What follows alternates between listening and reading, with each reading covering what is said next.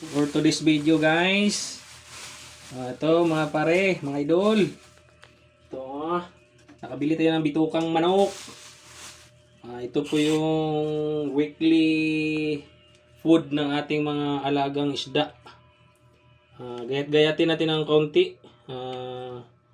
Papakain natin to sa ating mga alagang isda. Linggo-linggo sila, kaya pakain natin yan. Pero may mga feeds din akong nandoon para sa kanila bukod nito. Ito kasi pagkain nila to tuwing linggo, ang matitira nito pupulutan dito sa may-ari, pupulutan natin, barisan natin ng isang ganito. Yan. Pag may tira natin sa bituka, sa pagkain natin ng isda, dubuhin natin ng pinaiga, sabay pupulutan.